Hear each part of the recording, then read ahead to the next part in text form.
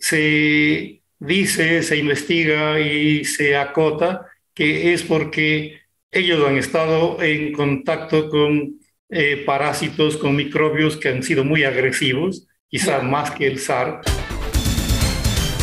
Doctor, bienvenido, gracias por estar con nosotros. Cuénteme cuáles son sus expectativas en relación a la inmunidad de rebaño que tendríamos en Guayaquil. Bienvenido.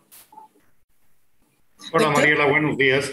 Es ¿cómo le un va? gusto estar contigo nuevamente. Qué gusto, doctor. Eh, un saludo a tu audiencia que es magnífica, por supuesto. Sí, sí. Bueno, te cuento que estamos caminando hacia la inmunidad en rebaño, Ajá. que consiste en que toda la población estemos cubierta sea por medio de la vacunación o por medio de la infección natural, en donde vamos a tener anticuerpos y vamos a poder defendernos del virus, lógicamente, vamos a estar protegidos.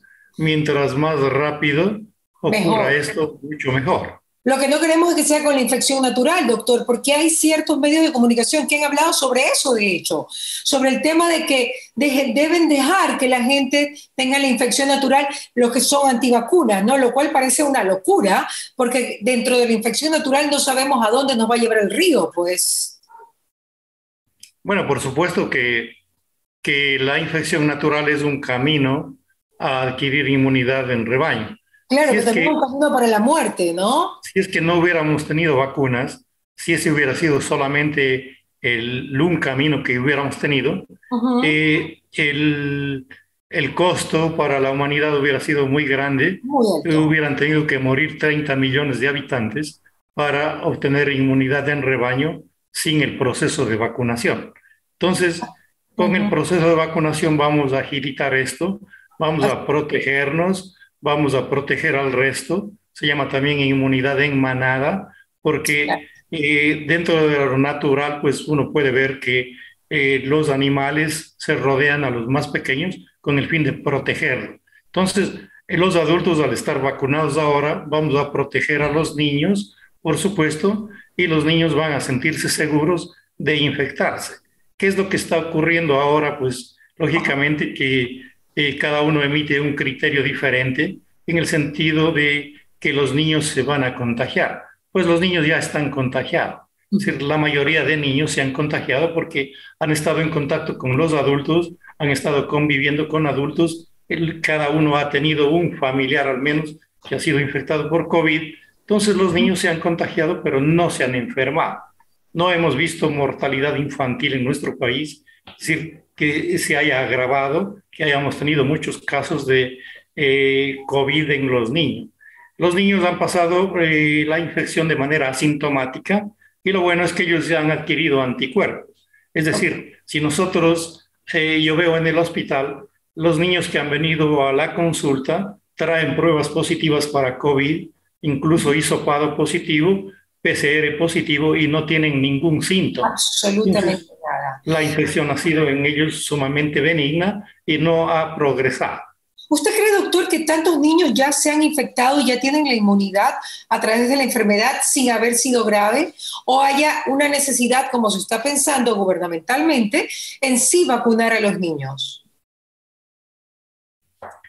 Eh, la idea es, pues, lógicamente, hacer que la inmunidad en rebaño sea mucho más rápida y Ajá, por eso se quiere vacunar a los claro, niños. así es. Mira, ¿qué va a pasar ahora? Los niños están retornando a clases. Es Ujú, decir, a los niños es difícil controlar la mascarilla, es difícil que jueguen entre ellos. ujú. Entonces, quiera que no, se van a contaminar los que no han estado contaminados y van a adquirir también anticuerpos y por lo tanto van a hacer inmunidad en rebaño, que se llama inmunidad en rebaño, pero de manera ordenada. Entonces, Ok. esa es la idea entre adquirir de manera natural y vacunar también. Ahora, doctor, si podemos hablar de inmunología, que usted es especialista en ello, aparte de la vacuna y aparte de la enfermedad per se como tal, ¿a qué le podemos atribuir una buena inmunología que ha vivido el guayaquileño y el ecuatoriano como tal? ¿Dónde está la parte fuerte, la fortaleza que hemos tenido nosotros? ¿Dónde cree usted? Bueno, realmente la inmunidad, pues genéticamente es diferente en ciertas poblaciones. Pues si Ujú. comparamos nosotros, que si yo asevero que los niños no se han infectado mayormente, es por Ajá, su sistema inmune que funciona muy bien, porque el niño a partir de los 3 años ya madura su sistema inmune ajá, ajá. y se hace muy eficiente, muy efectivo. Ok. Conforme va pasando el tiempo, las Ujú. células envejecen también y la población adulta, lógicamente, va a tener unas células un poco desgastadas, como ocurre con cualquier otra célula, y su estado inmune va a ser menor. Por Ok. ello hemos visto pues que la población más atacada por el virus ha sido la población adulta, la población que tiene incluso otras enfermedades sobreañadidas, que Obvio, tienen obvio. patologías superpuestas, entonces en ellos ha sido más grave la situación. Pero usted Y nombró algo. Sí, doctor, continúe, después le pregunto. Cuénteme. ¿Y? decíamos que este tipo de inmunidad, pues nosotros la adquirimos mientras estamos en contacto con los agentes, que pueden ser bacterias, virus, hongos y parásitos. Eh, Algunos de ellos pues no son muy letales, muy agresivos, pero sí producen anticuerpos. Ok, Entonces todo el tiempo, nosotros mientras más contacto tenemos con mayor cantidad de gérmenes, el sistema inmune está ocupado, está trabajando, está estructurando, montando una respuesta inmune permanente, pero ya, ¿qué puede ocurrir? Que a veces el sistema inmune se queda también en la desocupación cuando no tiene con quién pelear. Entonces, ya. cuando no tiene un agente extraño, ¿qué es lo Ajá, que hace? Atacar a las propias células del organismo y así de es. allí vienen consecuencias como son las enfermedades autoinmunes que se llaman por producir anticuerpos contra las células propias del organismo. Ahora, usted hablaba algo interesante que es la parte genética, doctor. Yo creo que este virus nos ha ayudado a ser más investigadores, nos ha ayudado a conocer más a esta especie que es el ser humano, ¿no? Entonces, genéticamente, si podemos hablar, ¿qué usted ha descubierto con este virus en las diferentes regiones, zonas o tipos de personas, ¿no? O tipos de alimentaciones? ¿Qué usted ha descubierto en todo este proceso de la pandemia? Usted como Bueno, inmunólogo. la pandemia alrededor del mundo ha enseñado mucho en el sentido de que las poblaciones se han comportado de diferente manera. Total, Eh, las total. poblaciones en el mundo, eh, cuando son cosas buenas, pues los hacen, cuando alguien copia de otro país, su Ujú, sistema lo hace muy bien, pero ujú, los países pobres a veces cuando las cosas malas hacen a su manera.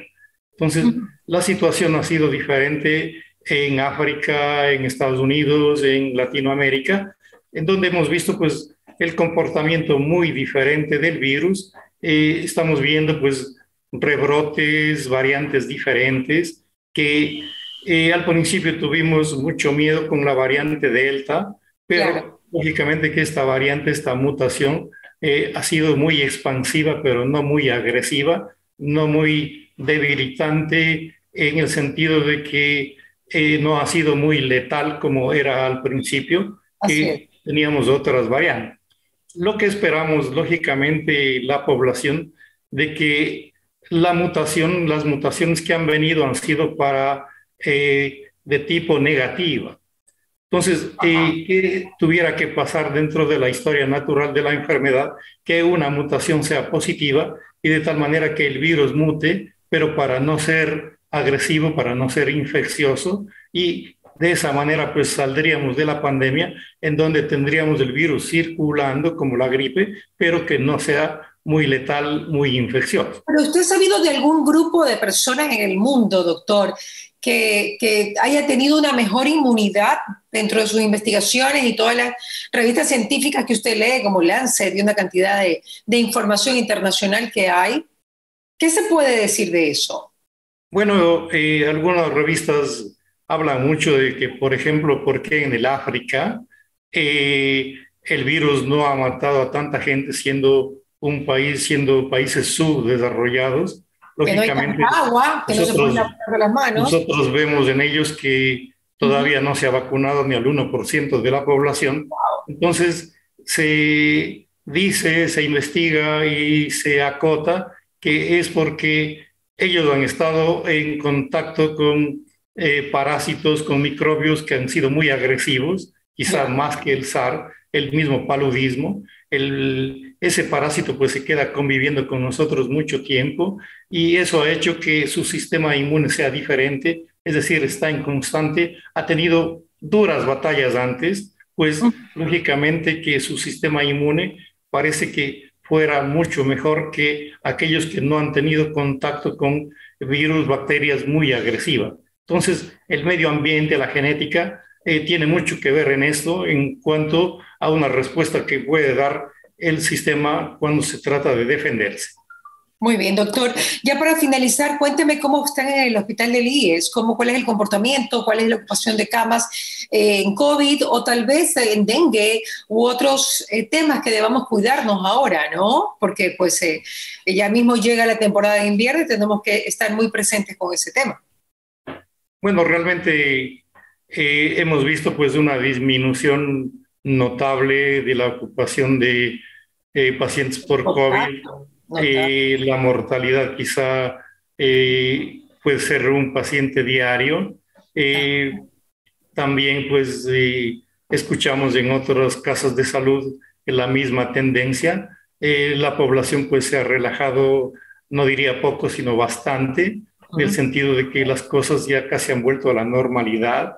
Sin embargo, pues la indicación es seguir utilizando la mascarilla, seguir evitando el contacto muy cercano con alguna gente, pues que no sabemos si son o no son infectantes. Nosotros en el hospital, por ejemplo, estamos en contacto permanente, si tú dices, con unos 20 pacientes al día. Esos 20 pacientes vienen al hospital después de estar en contacto en el bus, en el taxi, con la familia. Entonces, indirectamente, tú tienes contacto con unas 50 personas. Todo eso pues ha hecho que a lo mejor sigamos adquiriendo más inmunidad al estar en contacto con las personas que a lo mejor pueden tener el virus. Entonces la indicación pues lógicamente, como te digo, es mantenernos un poco a la expectativa. Alertas. Doctor, ¿y usted tuvo el virus? ¿Usted tuvo el virus?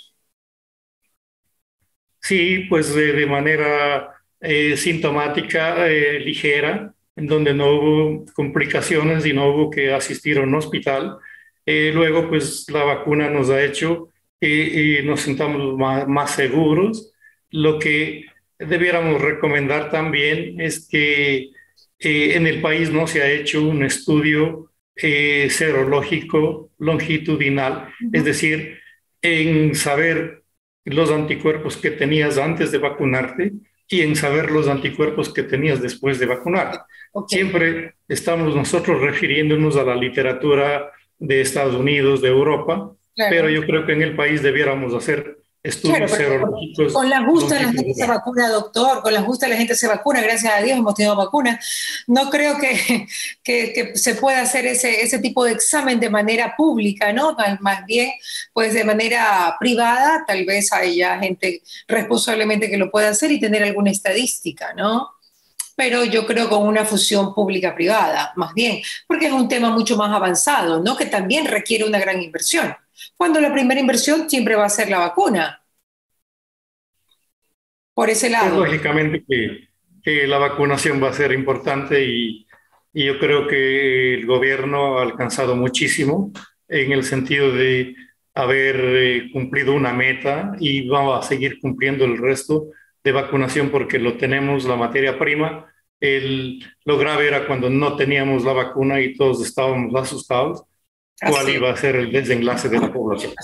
Doctor Urgile, muchísimas gracias por estar con nosotros. ¿Qué pasa con Mariela? Fue presentado gracias al auspicio de EMAPAC, Interagua, ATM, Municipio de Guayaquil, Urbaceo, Diners Club, Ceviches de la Rumiñahui, Engistol, Neurexam, UTEC, Calipto, Peiles, El Coral, Vitafos.